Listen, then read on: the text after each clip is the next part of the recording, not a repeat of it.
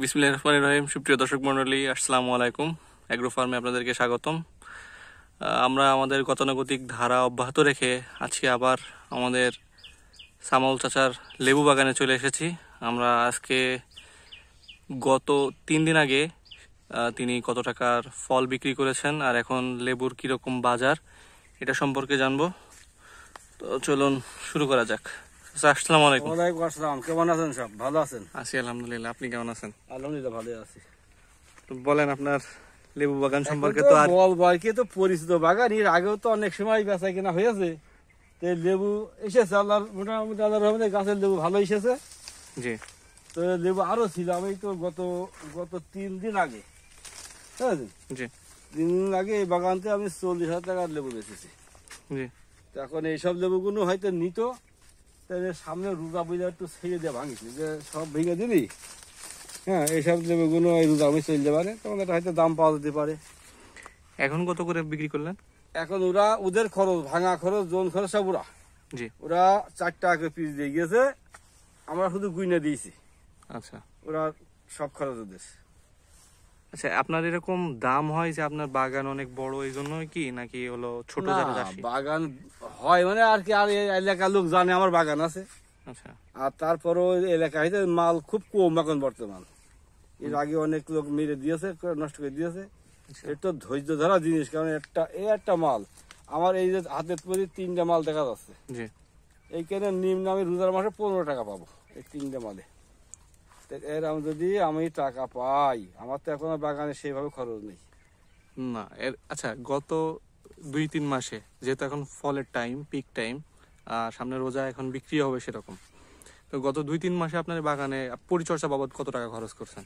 আমি খরচ করিনি। আমি বোধহয় 15 দিন আগে এই সার দিয়েছি আর এই চিসে দিয়েছি, একটু ওই ঘাস ফাঁস মারিয়েছি। ঘাস এমন হয় না, গাছের ছায়া খুব একটা ঘাস হয় না।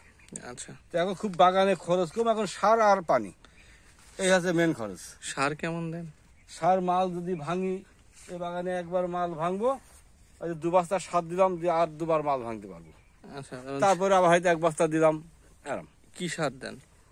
টিএসপি, ইউরিয়া, বেশিরভাগ থিওবিট দিতে হয় কিছু সারের সাথে বুনে। আচ্ছা। এতে হয়ে যায়। পটাশ দিতে হয় কিছু। আর এমনিতে কোনো কীটনাশক লাগে নাকি? কীটনাশক এমনি স্প্রে মাসের মধ্যে 2বার করলে হয়ে যায়, খুব বেশি লাগে না। এতে কি কেমন স্প্রে করেন, মানে কি ওষুধ স্প্রে করেন? স্প্রে করি কতক সময় হাতিয়ার দিই, আচ্ছা। তার সাথে বোরন দিই, তারপর একটা টিয়ার পাতা দিলাম, নাই সিন্দুক দিলাম। আচ্ছা। কতক মাসে দিলাম হয়তো টপ 3, তারপরে ওই টিয়ার পাতা, বোরন, এইসব। মানে পোকা আর কি সব থেকে কোনটা মানে সমস্যা করে, জ্বালাতন করে কোন পোকা? পোকা একটা আছে লেদা পোকা মতো, এই ভিতরটা শুধু ফুটো করে। আচ্ছা। এইটা ফুটো করে একটা আটা বেরোয়, ওই মালটা এই জায়গাটা রাঙা হয়ে যায়। রাঙা হলে ওই মালটা আর চলে না, চলতে চাই না। তাছাড়া পোকায় খুব একটা নষ্ট করতে পারে না।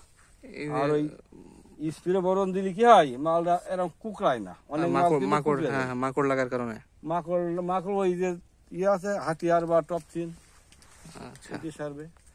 মানে মোটামুটি ছত্রাক আপনার এখানে তেমন লাগে না? না, ছত্রাক খুব বেশি লাগে না, শুধু মাকড়ই আপনার ঝামেলা, পোকামাকড়ই ঝামেলা করে বেশি। মাকড়ে সাদা মাকড় আছে, সাদা মাকড় একটু ঝামেলা করে। তাছাড়া সাদা মাছি বলে এটা।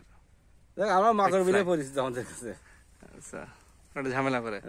এই যে পাতায় একটা ফুটা দেখা যাবে কিনা দেখি, একটা ফুটা দেখা যাবে পাতায়। হ্যাঁ।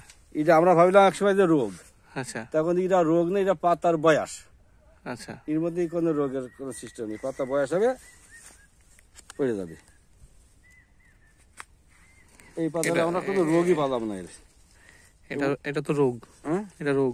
এটা পাচ্ছি কই, তো নষ্ট হচ্ছে না, আবার এইভাবেই তো থাকে। গাছের কোনো ক্ষতি করতে না, ক্ষতি করতে দেখছি। এটা বলে স্কেল, যা কিছু কোনো ক্ষতি করে না দেখি। এটা লেবুর স্কেল বলে। আপনার বেশি ভালোভাবে মানে ম্যাসিভ আকারে লাগেনি, ঠিক আছে? যাই হবে, তবে গাছের মাল খুব দেয়। এই গাছের বয়স আজ থেকে বোধ হয় 10-12 বছর তো হবেই মনে হয়। এইভাবে তো মাল তো দিয়েই যাচ্ছে। আচ্ছা। আর যত গাছ পূরণ হচ্ছে তত মাল বেশি আছে, যত পূরণ হচ্ছে গাছে। আপনার একদম লো টাইমে, মানে যখন মৌমাছি চা কাছে দিলে গাছে মাল খুব আছে, সব জায়গায় মাল আছে। আচ্ছা, আপনার একদম লো টাইমে যখন মাল বিক্রি হচ্ছিল না, সেই সময় আপনার কি মাল ফেলে দেওয়া লাগছে নাকি? না, মাল এবার আর ফেলা লাগেনি। ওই সময় মালটা আমি দেখাই একটু, মালটা এভাবে পেকে গেল। হুম। এই পাকা মালটা ওরা 80 পয়সা 90 পয়সা, কাঁচাটা 1 টাকা, এইভাবে নিয়ে তো আমার প্রায় 1 লাখ বলা বোঝাবে, তবে প্রায় কাছাকাছি মাল পাইলাম। তা তো এরকম টাকা পাইলাম 70-80 হাজার 90 হাজার টাকা পাইলাম। তা মোটামুটি লস এখন আর নেই। না, লস দিতে হবে 3 বিঘা ভুঁই আমি কি আর ফেলে দিতাম? কিন্তু আপনি প্রায় 6 মাস আগে যে কথাটা বলছিলেন যে আমি এটা শেষ দেখবো, যে না, আমার শেষ, আমার এবার বুঝেছে আমি এবার মালা ছাড়বো না। আচ্ছা, কারণ এই চাষ ছাড়লে আমার তো সমস্যা, কারণ আমার তো আর খরচ নেই এখন।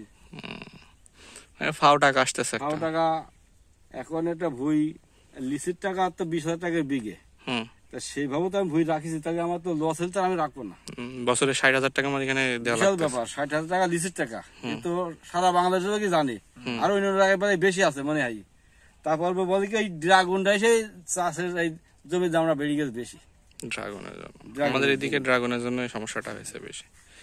তারপর একটা লাভাইয়ের মধ্যে জ্বালা নিয়ে যে খড়ি হয়, ওটা তো উপরি। এই খড়িগুলো আমার একটা লাভ। জি। তো ঠিক আছে চাচা, আপনাদেরকে সময় দেওয়ার জন্য তবে আপনাকে এ চাষ অসংখ্য করা যায়, লেবু চাষ।